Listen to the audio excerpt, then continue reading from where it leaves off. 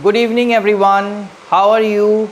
Long time later just came back with a new video on the portrait of a lady by Khushwant Singh. I hope you are doing absolutely well and studying a lot at home and enjoying at the same time. So let us discuss about this chapter, the portrait of a lady, written by Khushwant Singh, as I said.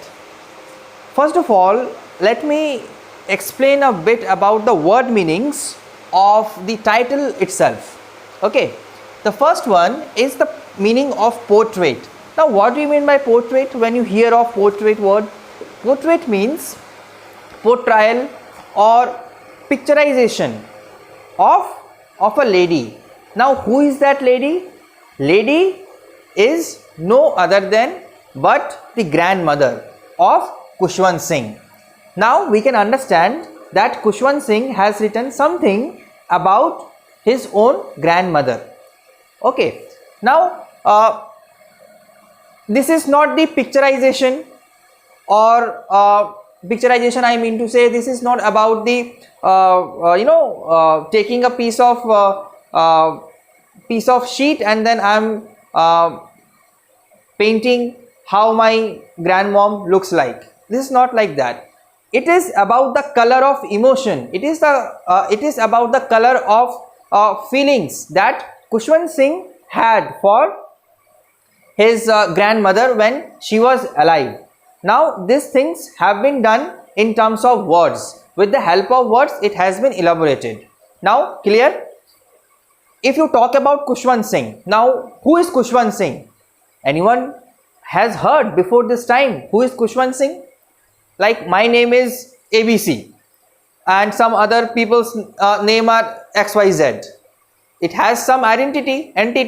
Now who is Khushwant Singh? Khushwant Singh is an Indian author. He was born on 2nd February 1915. So you can understand how long back he was born, and he took his last breath on 20th March 2014. Okay, so you can understand the lifespan. He has seen the partition.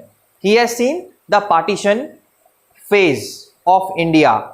It just goes to show that as he was a writer, he must have added some of the elements, some of the ingredients that was popular during his age, during his time. That was atrocity, that was exploitation, that was mass assassination that occurred during the time of partition. Do you know, when India and Pakistan got its partition done in 1947, how many people died, how many people got tortured by that side, Pakistani side, and other sides.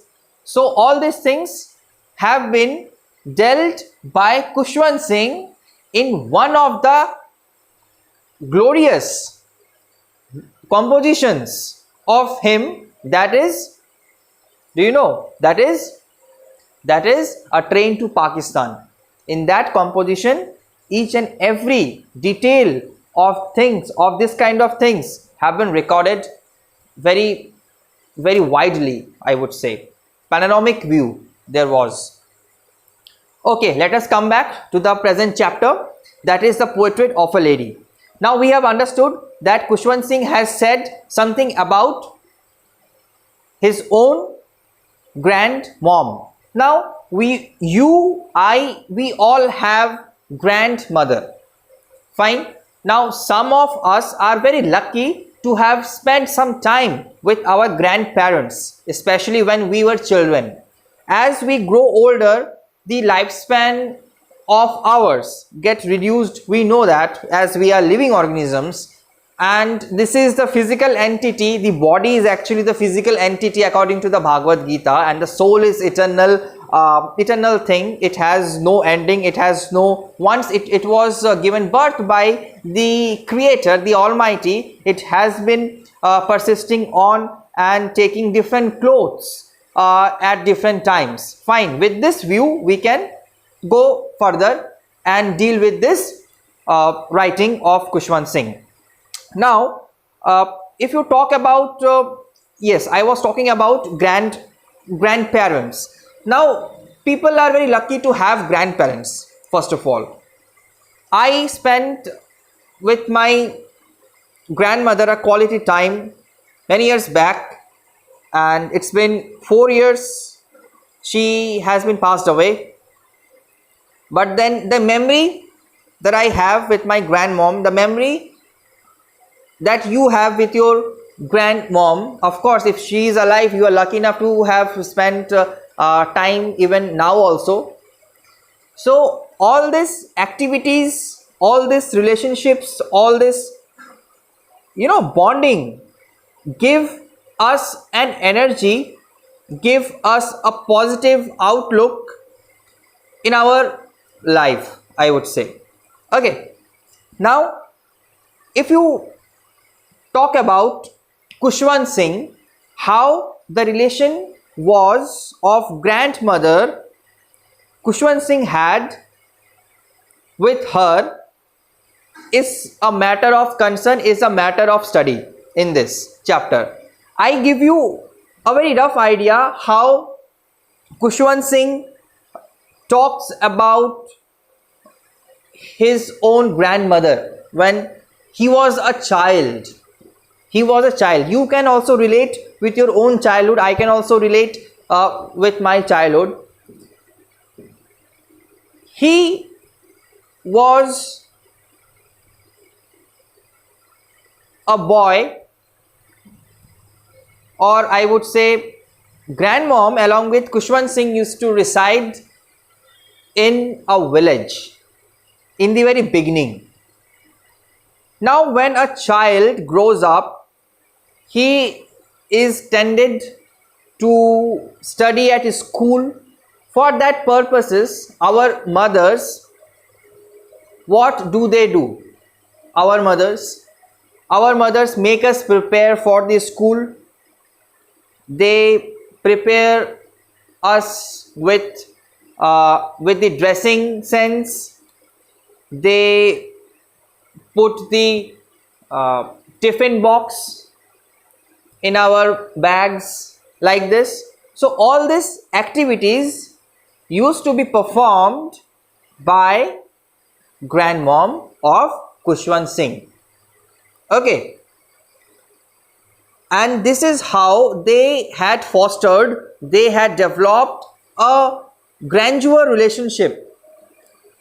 They had a very great feeling for each other, and at the same point of time, this grandmother is also an animal lover too. When she used to take the grandchild to the school, on the way she used to feed the street dogs. She used to offer the chapatis, stale chapatis, and it was a village, so the education system was also associated with the village panoramic view, you can say. I mean to say, spirituality was also included in their curriculum. When he used to study, the grandmom used to take shelter at the veranda, at the courtyard of the temple attached to the school or near the school. Fine. This is the very first phase of their lives. Khushwant Singh's life and grandmother's life. First phase. Now in second phase, now you must ask me, why do they stay together at a village? Why don't their parents live with them? You must ask me. Now I must answer to this question by saying that due to their livelihood, parents' livelihood, to make their ends meet, they had to shift to the city, and for that reason they left behind grandmother along with the child Khushwant Singh at village itself. Now in second phase, they had to, Khushwant Singh and grandmother had to shift to the city area. Okay, to the city area. Now if you talk about city, what kinds of pictures do you form in your mind? Something modernization, something fashionable, something not like ritualistic things, a kind of you know what things happen in city life, we can understand. I'm not condemning anything, I'm just speaking the truth of things that have been written from the perspective of the narrator itself. Now there,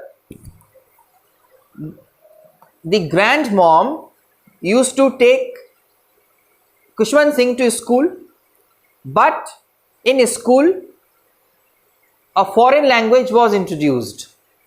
That was, of course, English.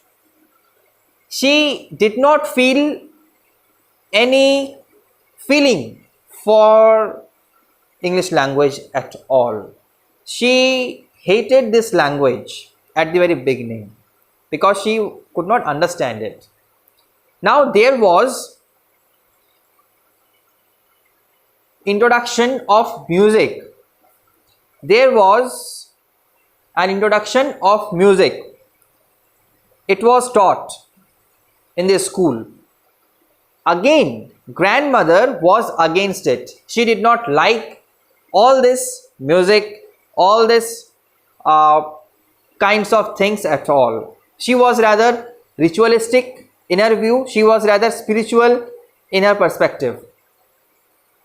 When she heard that music also used to be taught at school, she said that it was music was the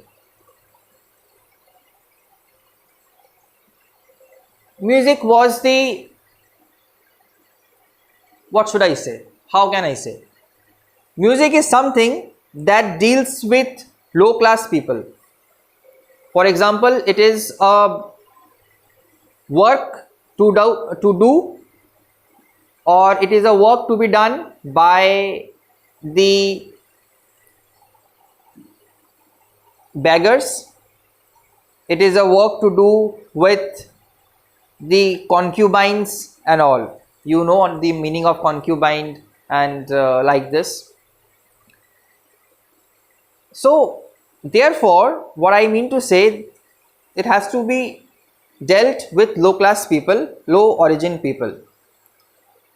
And very aghastly, she was shocked to know that there was no introduction, there was no touch of what? Say, of spirituality, of rituals. There was no touch. She used to take Khushwant Singh to his school, and there she also found some birds. They used to come to her. Actually, it is not on the way, but in the city where they used to live, there the birds used to come to grandmother, and she used to offer the chapatis. Okay, and that's how the environment had been established in this way. One thing is very prominent to say about her, that she is quite traditional minded person. She used to chant all the time. From morning to night she used to chant while moving her fingers like this. It is actually a rosary. How it looks like, I sketch it out for you. Rosary looks like this. Okay, looks like this. And what are these circular shape things? These are called beads. These are called beads. Beads. Fine. And she used to take this and used to do move her fingers like this, and this used to slip across her fingers. Okay. Now second phase has been passed away. Fine. Now some idea you have got. Now in third phase, what is happening? In third phase, Khushwant Singh had to go to university for further studies. Fine. Now there he had to stay for 5 long years. Khushwant Singh initially thought that she would cry down at the time of his departure for that new abroad, but there was calmness, there was coolness, there was perseverance, there was sustainability in her temperament, in her disposition. There was no a kind of expression that could make Khushwant Singh cry. Why are you going? You stay here, do the things here. There was nothing like that. But all these thoughts hit Khushwant Singh's mind once upon a time. But all these things didn't happen at all in reality. Now 5 long years had been passed away. Okay, now 5 long years had been passed away. Khushwant Singh came back from abroad. The homecoming of Khushwant Singh had been arranged majestically by his grandmom. It was splendor. She was so excited, she was so engulfed into the celebration that she forgot she forgot to chant the mantras that she is in a habit of doing on a regular basis. Next day, she fell ill. She was diagnosed with fever. Normal fever you also have, I also have on a day-to-day on our day-to-day life. But she said that her ending was coming near, and it all happened as because she did not utter the words of that mantra out of excitement. Excitement of what? Excitement of her grandchild's arrival at home. Now she was in a habit of moving her fingers across the beads, that is called rosary, while chanting. Okay. All these things used to be done by her in order to educate some amount of spirituality to the narrator, to Khushwant Singh. But Khushwant Singh never got any colorful taste into getting all these things, ritualistic things. But at the same time, he never protested out against it. Why? Because he loved to hear the voice of that lady, grand lady. Okay. Now suddenly it was witnessed that her hand fell down abruptly, and that was perhaps the last breath of grandmom. She passed away. This is how. When her body was let down.